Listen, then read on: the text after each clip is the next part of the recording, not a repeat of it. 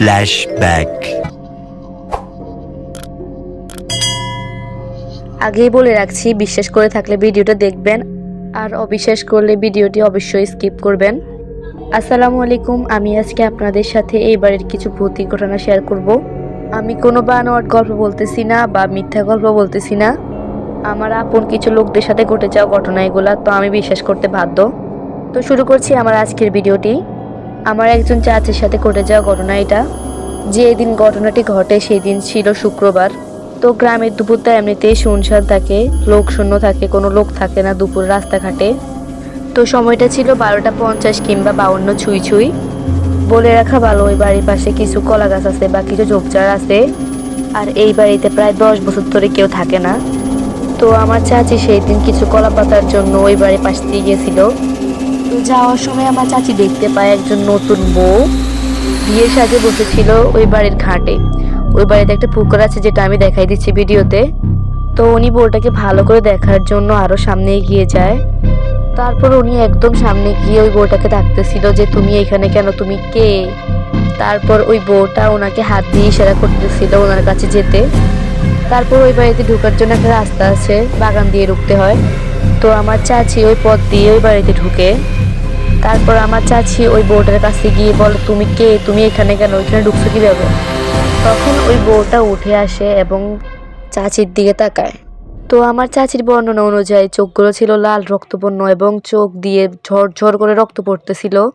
এটা দেখার পর আমার চাচি অজ্ঞান হয়ে যায় এবং 4 ঘন্টা ওখানেই পড়ে থাকে। এদিকে সবাই ওনাকে খুঁজতে খুঁজতে পরে ওইখানে পাওয়া যায়। পরবর্তীতে ওনাকে ওখান থেকে নিয়ে আসা হয় এবং ওনার গায়ে কিছু ক্ষত পাওয়া যায়, কিন্তু ক্ষতগুলো কিসে ছিল এটা কেউ বলতে পারে না। আর ওই দিন বিকাল থেকে পরদিন সকাল পর্যন্ত ওনার কোনো জ্ঞান ফিরে না। 3-4 জন ডাক্তার দেখিয়ে গেছে, কিন্তু কোনো লাভ হয় নাই। পরদিন সকাল 7টায় একজন কবিরাজকে নিয়ে আসে ওনার বড় ছেলে। তারপর ওই কবিরাজের ভাষ্য মতে যা বলে উনি, ওই বউটি ছিল একটা খারাপ জিন। প্রায় অনেক দিন ধরে ওই জিনটা ওইখানে বাস করত। আমার চাচি একজন নামাজি ব্যক্তি, এজন্য তেমন কোনো ক্ষতি করতে পারে নাই। তারপর ওই কবিরাজটি ওনার জ্ঞান ফিরায়। জ্ঞান ফেরার পর ওনার সাথে ঘটে যাওয়া ঘটনাগুলি উনি আস্তে আস্তে বলতে থাকে, এবং ওই ঘটনাগুলি আপনাদের সাথে আমি শেয়ার করতেছি এতক্ষণ যাবৎ। তো এই ছিল আমার ঘটনাটি। যদি আপনাদের ভালো লেগে থাকে তাহলে অবশ্যই আমার চ্যানেলটি সাবস্ক্রাইব করে পাশে থাকবেন, আর ভিডিওটি ভালো লাগলে অবশ্যই একটা লাইক দিবেন। আমার কাছে আরও অনেক অনেক ভূতের ঘটনা আছে, আপনারা যদি চান তাহলে অবশ্যই কমেন্ট করবেন, আমি আরও শেয়ার করার চেষ্টা করব। তো আপনাদের মনে একটা প্রশ্ন অবশ্যই উঠবে যে আমি কিভাবে এই বাড়িতে গেলাম এবং কিভাবে ভিডিও করলাম।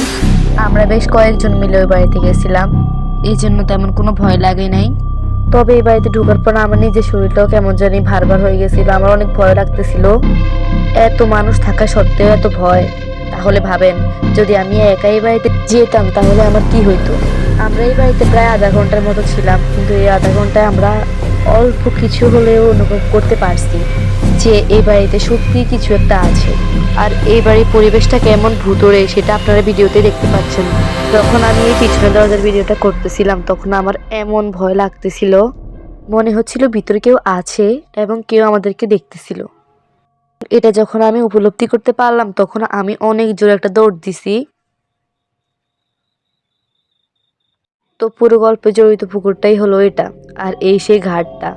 ঘাটটা এখন ভেঙে গেছে কারণ অনেক পুরনো, প্রায় 50 বছর আগের ঘাট এটা, এখন কোনো অস্তিত্বই নেই বললে চলে।